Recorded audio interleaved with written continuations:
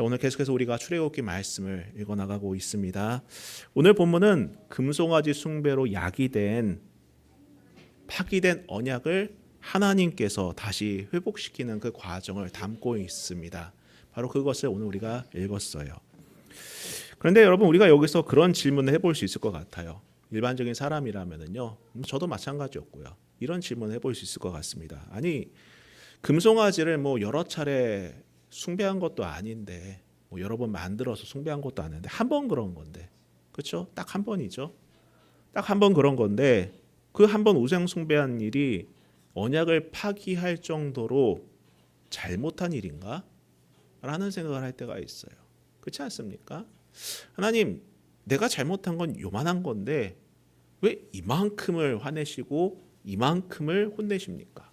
라고 반문하는 것처럼 이스라엘 백성들이 우상 숭배를 뭐 그 광야길을 걸으며 내내 숭배한 것도 아니고 딱 한 번, 그렇죠? 딱 한 번 모세가 자리 비웠을 때 그때 딱 한 번 우상 숭배했는데, 아니 그 한 번을 가지고 이렇게 언약을 파기하고 과하게 화를 내시다니 이게 맞습니까? 라고 생각이 들 수 있지 않겠습니까? 저만 그런 생각 드시나요? 아마 그냥 읽다 보면은 왜 이 정도까지 화를 내실까? 왜 이 정도까지 언약을 파기하실까? 라는 생각이 들 수 있습니다. 여기서 우리가 단순히 금송아지 숭배라는 어떤 표면적인 것들, 보여지는 것들로만 본다면은 납득하기 좀 어려울 것 같아요. 그렇죠? 이게 좀 어떤 좀 비슷해야지 성립이 되는데 전혀 비슷하지 않다는 거죠. 앞서 지난 시간에 말씀드렸다시피 이들 이스라엘 백성들은 모세가 더디 오는 것에 대한 불만과 또 두려움에 따른 조급함 때문이다라고 말씀을 드렸어요. 이들이 우상 숭배한 것은 그것 때문이다라고 말씀을 드렸는데, 그런데 이 모습은 어떤 근본적인 원인에 대한 원인 때문에 발생한 현상이에요. 조급함이라는 것은요, 다른 원인이 있는 거예요. 다른 원인에 따르는 현상이라는 것입니다. 단순히 성품의 문제가 아니다라는 거예요. 어떤 사람은요, 태생적으로 조급함이 없는 사람이 있어요.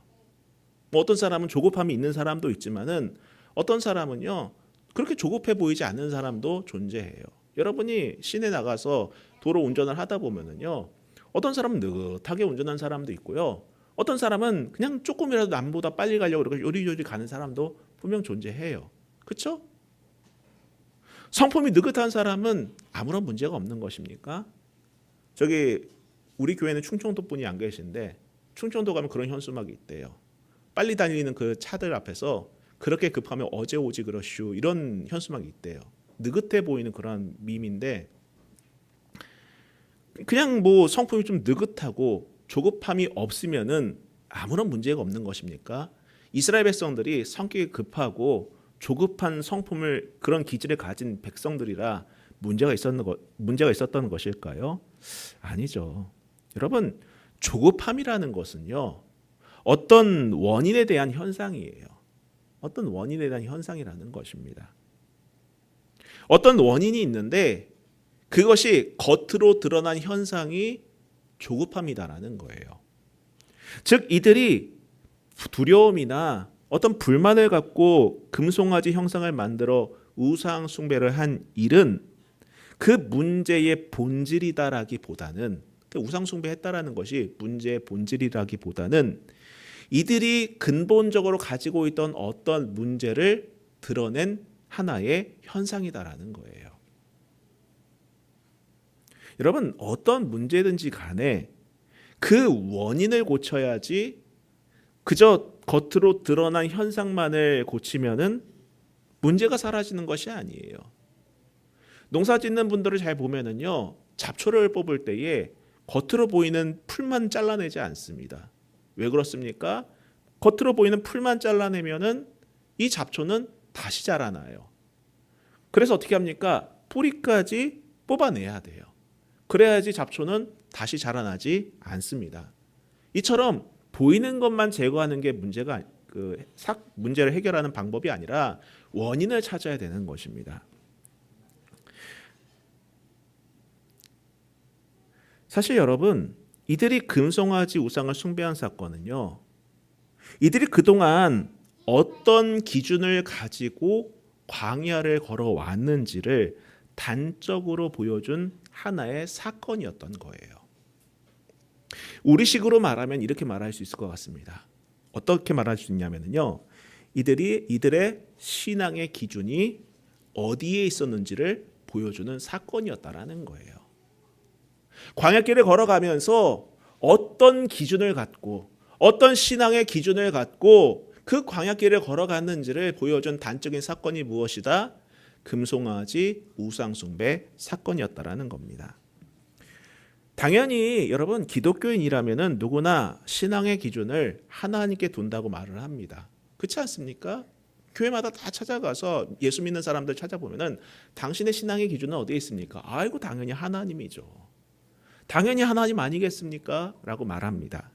그런데 여러분, 간혹 보면은 그렇지 못한 사람들도 존재하는 것 같아요.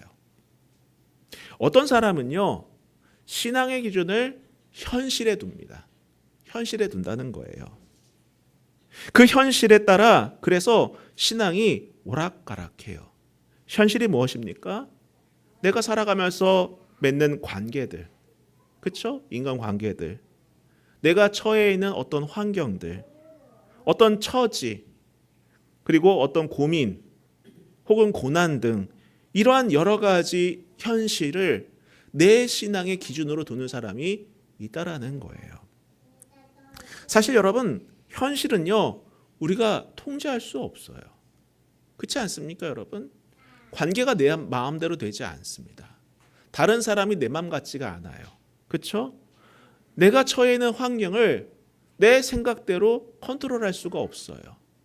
내가 고민하는 것은 사실 내가 어떻게 할 수 없기 때문에 고민하는 것이 대다수입니다.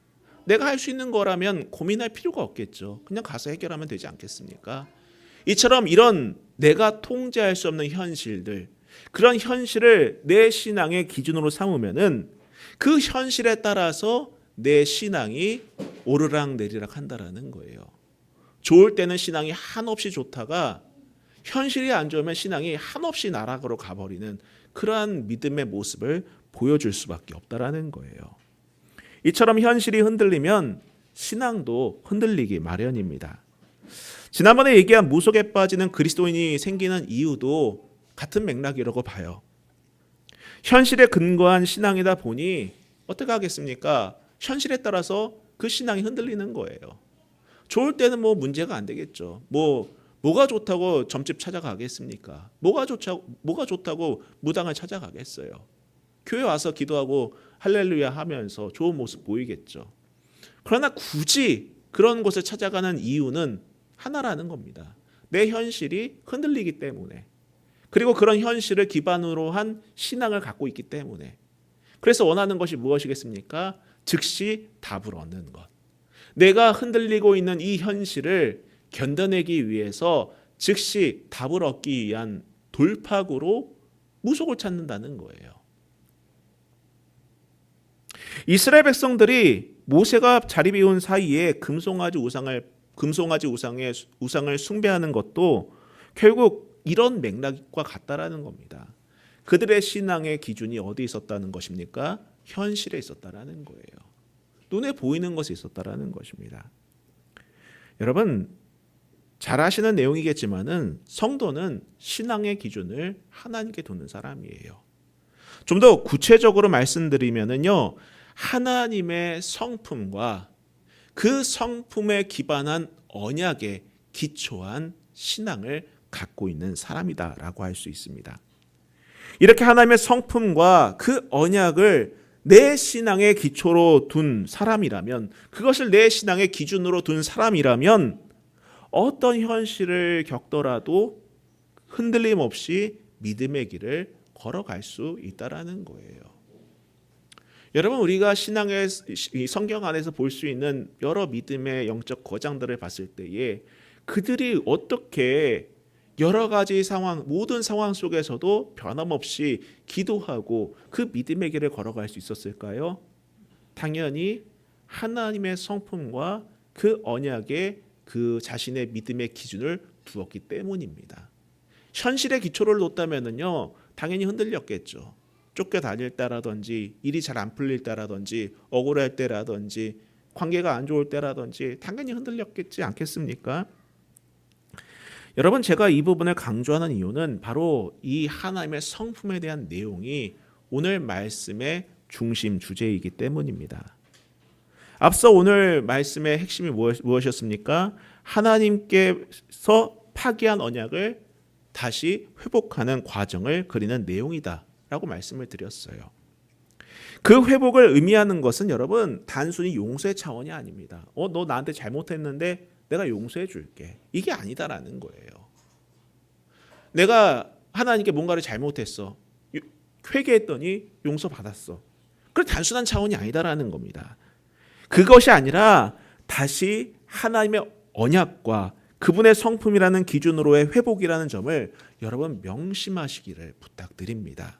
자, 한번 오늘 1절부터 한번 보도록 하겠습니다. 여호와께서 모세에게 이르시되 너는 돌판 둘을 처음 것과 같이 다듬어 만들라. 내가 깨뜨린 처음 판에 있던 말을 내가 그 판에 쓰리니 아침까지 준비하고 아침에 시내산에 올라와 산 꼭대기에서 내게 보이되 아무도 너와 함께 오르지 말며 온 산에 아무도 나타나지 못하게 하고 양과 소도 산 앞에서 먹지 못하게 하라. 모세가 돌판 둘을 처음 것과 같이 깎아 만들고 아침에 일찍 일어나 그 두 돌판을 손에 들고 여호와의 명령대로 시내산에 올라가니. 자, 이 말씀에서처럼 하나님께서는 모세의 기도를 들으시고 언약을 다시 재수립하기를 준비하세요. 먼저 모세는 자신이 깨뜨린 증거 돌판 2개를 만들어 그것을 들고 시내산에 오르라는 명령을 받습니다. 모세가 새로 깎은 돌판에 하나님께서 직접 다시 그 10여 명의 말씀들을 새길 것이기 때문이에요. 근데 여러분 보세요. 아시다시피 처음 돌판은 하나님께서 준비하셨습니다. 여러분께서 잊지 않으셨겠지만은 처음 돌판은 하나님께서 직접 준비하신 거였어요. 출애굽기 31장 18절을 보면 이렇게 기록하고 있습니다. 여호와께서 시내산 위에서 모세에게 이르시기를 마치신 때에 증거판 둘을 모세에게 주시니 이는 돌판이요 하나님이 친히 쓰신 것이더라. 돌판 둘을 하나님께서 친히 준비하시고 글을 쓰시고 그걸 직접 모세에게 주셨던 거예요. 그리고 이후 32장 16절을 보면은 그 판은 하나님이 만드신 것이요. 돌판 자체를 누가 만들었다고요? 하나님께서 만드셨고 글자는 하나님이 쓰셔서 판에 새기신 것이더라. 그래요. 이 말씀에서처럼 처음 모세가 받은 그 돌판은 하나님께서 직접 만드시고 하나님께서 직접 글을 쓰신 돌판이었던 거예요. 자, 그랬던 것을 모세는 어떻게 합니까? 이스라엘 백성들이 우상 숭배하는 모습을 보고 던져서 깨뜨려 버립니다. 던져서 깨뜨려 버려요. 참 모세도 대단한 것 같아요. 그렇지 않습니까? 성격이 참 불같은 것 같아요.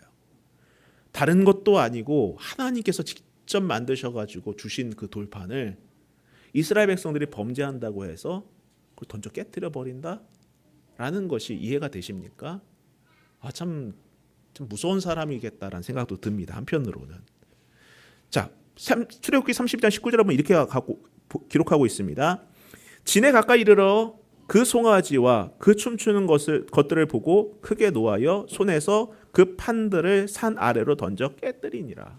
이 말씀에서처럼 모세는요, 하나님께서 직접 만드시고 직접 글을 새기신 그 돌판을 백성들 앞에 던져서 깨뜨려 버린 거예요.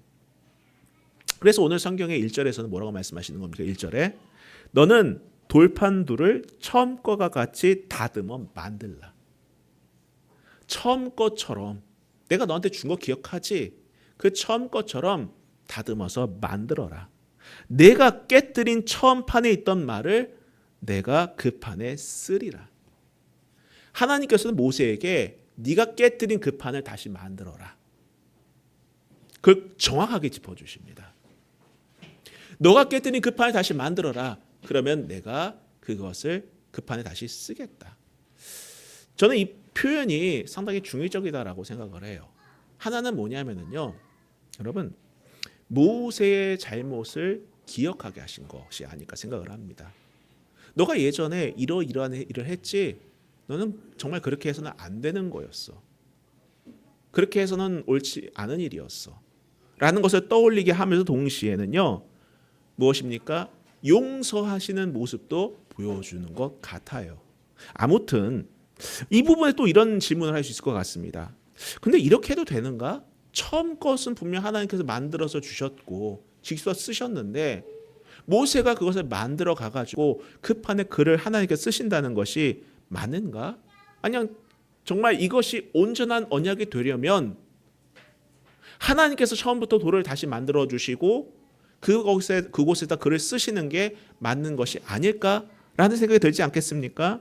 근데 여러분, 우리가 이 부분에서 유념해야 될 것은 돌판은 언약의 실체가 아니라 언약의 표지다라는 거예요.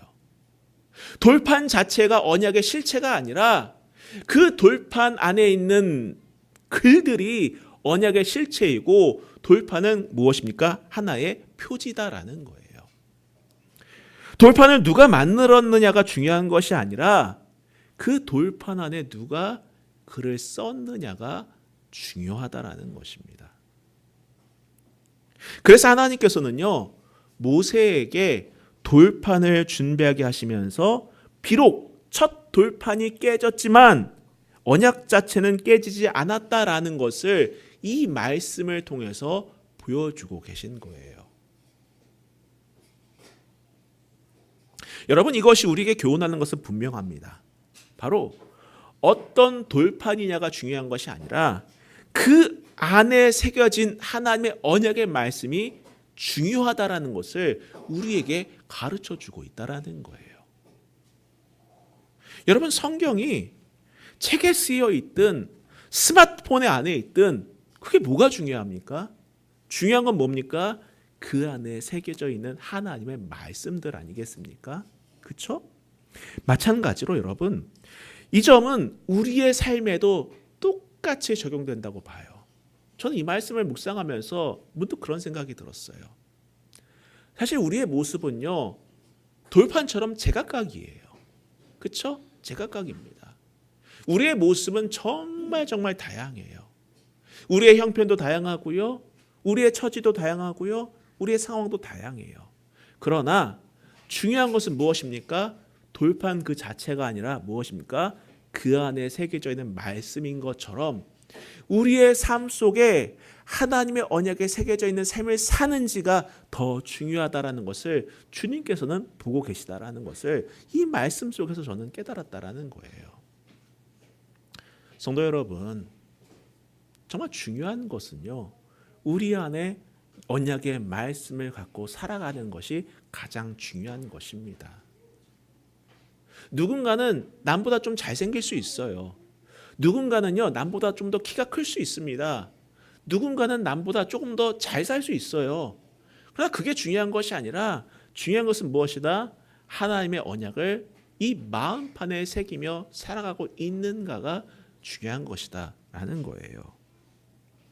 또 우리가 이 부분에 눈여겨볼 표현이 있습니다. 바로 1절 후반에 나와 있는 내가 그 판에 쓰리니 라는 표현이에요.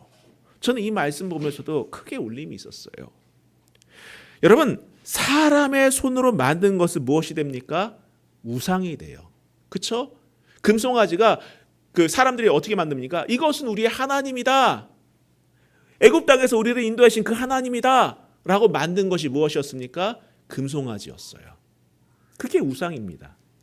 사람의 손으로 만든 것은 우상이 되는데 하나님의 손으로 쓰여진 것은 무엇이 된다라는 거예요? 언약이 된다라는 거예요. 그래서 이 언약의 회복은 전적으로 인간의 결심에 의해서가 아니라 하나님의 선하신 성품을 기반으로 그분의 의지로서 이루어진 것이다라는 거예요. 여러분, 이것이 우리에게 주는 교훈이 무엇인지 아십니까?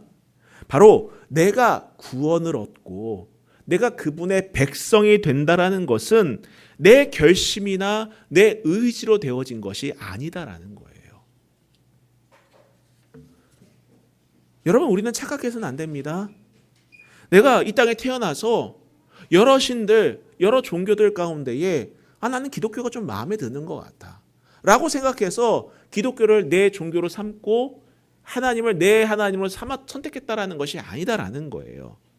그것이 기독교였기 때문에 내가 구원받았다라는 것이 아닙니다.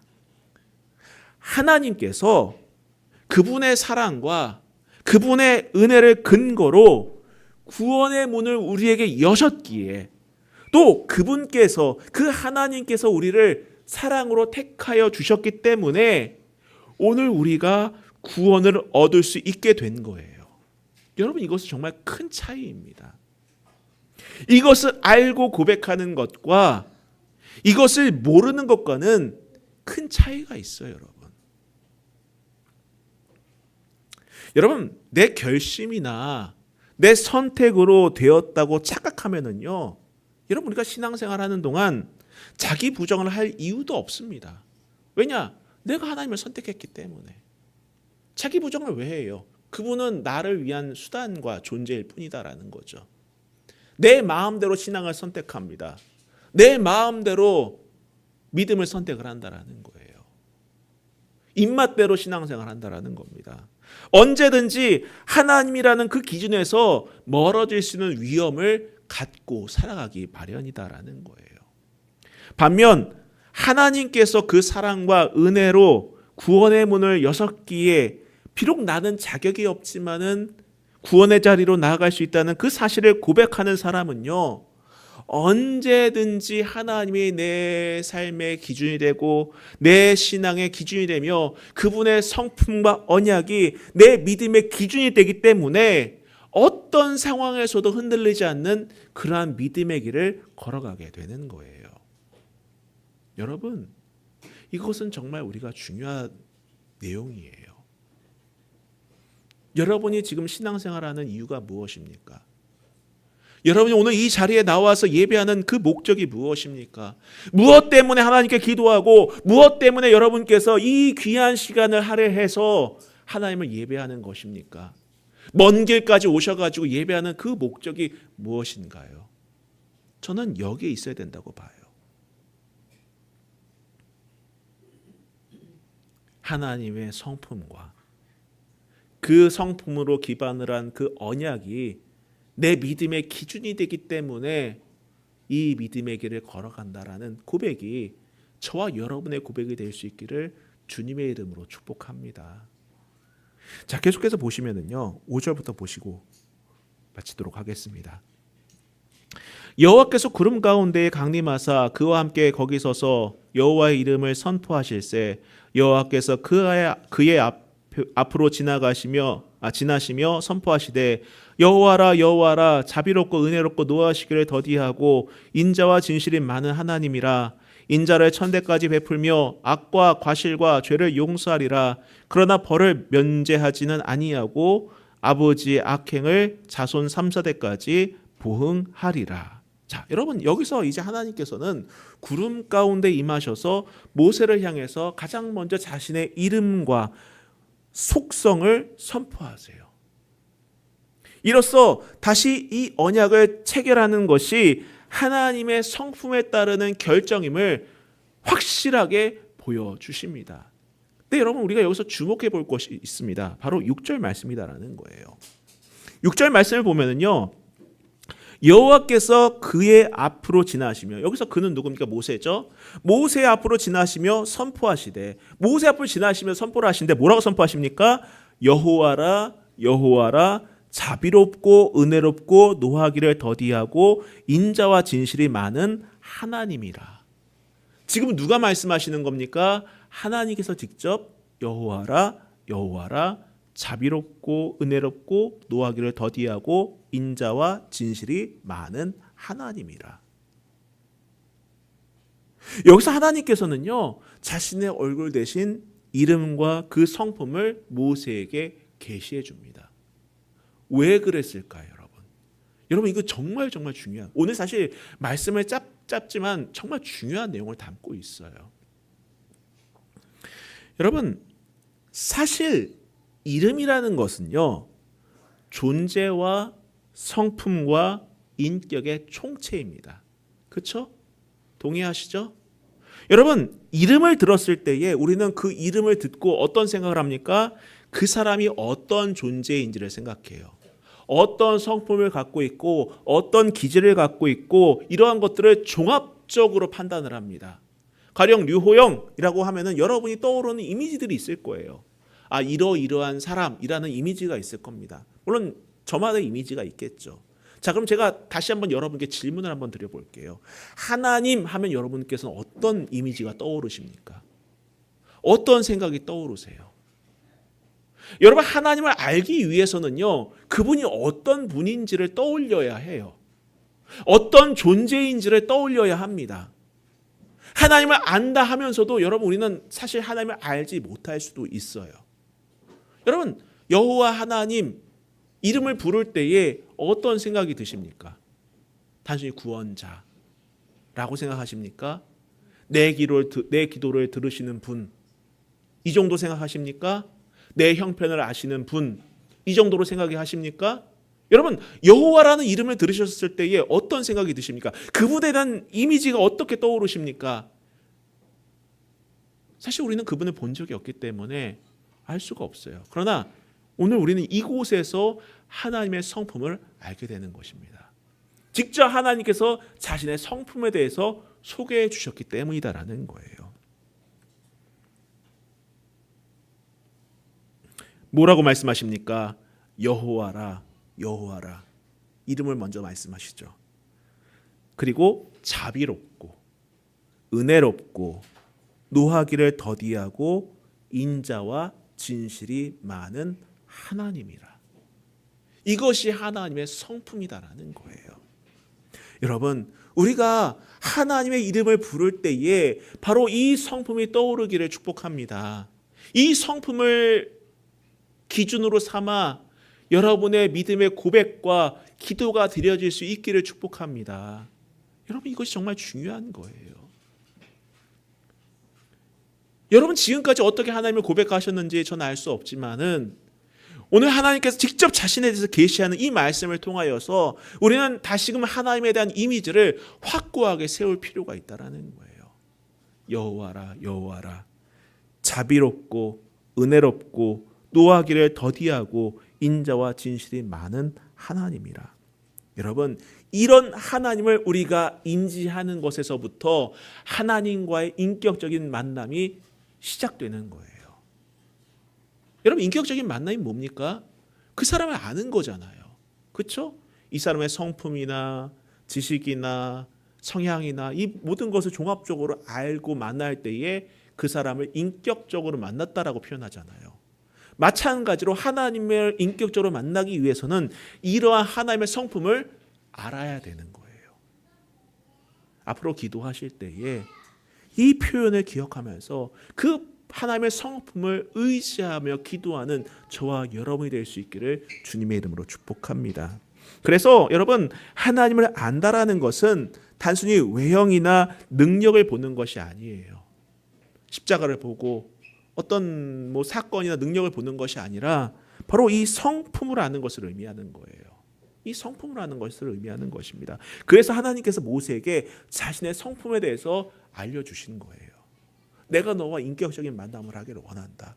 너뿐만 아니라 이스라엘 백성들, 아니 이 말씀을 읽는 모든 믿음의 성도들과 인격적인 만남을 하기를 원한다고 하여서 직접 자신을 드러내고 계시해 주고 계신 거예요.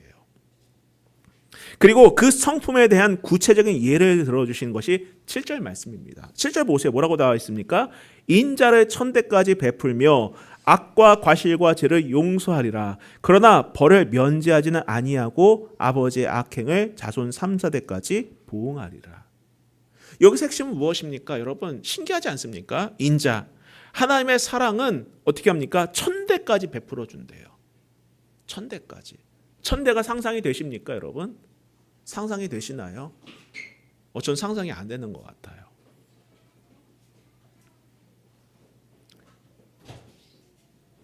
이는 무엇이 이에 반해서 악행은 어떻게 합니까? 3, 4대. 여러분 이것은 어떤 것에 대한 표현입니까? 하나님의 공의와 하나님의 사랑이 크신 분이다라는 거예요. 공의는 있으시지만 그 사랑이 더 큰 분이다라는 것을 이 표현을 통해서 하나님께서는 알려주셨던 것입니다. 성도 여러분, 이런 하나님을 나의 하나님으로 모시고 나의 하나님을 고백하고 기도할 수 있기를 축복합니다. 이처럼 하나님은 자비롭고 은혜로우시며 노하기를 더디하시는 분이십니다. 동시에 죄는 철저하게 벌하시는 분이시기도 합니다. 여러분 이 둘은 모순이 아니에요. 이미 십자가를 보십시오. 그 십자가의 사랑과 공의가 한순간에 이루어지지 않습니까? 그 은혜를 의지하기 때문에 죄인들이 소망을 갖게 되는 것 아니겠습니까? 그 공의를 생각하면서 우리가 거룩한 사람을 추구하는 것 아니겠습니까? 이처럼 치우치지 않는 신앙의 근거는 바로 하나님의 성품에 근거한 신앙이다라고 할 수 있는 거예요.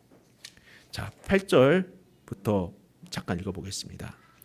모세가 급히 땅에 엎드려 경배하며 이르되 주여 내가 주께 은총을 입었거든 원하건대 주는 우리와 동행하옵소서. 이는 목이 뻣뻣한 백성이니이다. 우리의 악과 죄를 사하시고 우리를 주의 기업으로 삼으소서. 모세는 언제나 하나님과 동행하길 원하는 사람이었어요. 그런데 오늘 이 표현은 좀 더 한층 더 깊어진 것 같아요. 하나님과 인격적인 동행을 하길 원합니다. 하나님을 깊이 아는 동행을 하길 원합니다. 우리는 비록 목이 뻣뻣하고 부끄러운 민족이지만 우리를 주의 백성으로 삼아 주옵소서. 여러분 이 간구가 오늘 우리의 간구이기를 축복합니다. 주님 저는 목이 뻣뻣합니다. 도무지 꺾이질 않습니다. 도무지 답이 안 보입니다. 이런 저를 주님께서 불쌍히 여겨주시고 저의 인생의 여정 가운데 동행하여 주옵소서. 인격적인 하나님을 만나게 하여 주옵소서. 그 하나님의 성품을 하는 인격적인 만남을 통해 주님의 자녀가 되길 원하고 주의 백성이 되길 원합니다 라는 기도가 오늘 우리의 기도가 될 수 있기를 축복합니다. 정리하겠습니다. 여러분 신앙의 기준은요 언제나 현실이 아니라 하나님의 성품과 그 성품을 근거로 한 언약에 두시기를 주님의 이름으로 축복합니다. 그래야 흔들리지 않는 믿음의 길을 걸어갈 수 있는 거예요. 그리고 나아가 여러분이 성경에서 등장했던 여러 믿음의 선배들과 같은 그런 믿음의 길을 걷게 되는 것입니다. 우리가 한 주간의 삶을 살아낼 때에 하나님 우리 안에 하나님의 성품을 기억하게 하시고 그 성품을 근거로 내 믿음의 길을 걸어가게 하옵소서 라고 기도하고 그것을 따라 나아가는 저와 여러분이 될 수 있기를 주님의 이름으로 축복합니다. 우리 같이 찬양하고 기도하겠습니다.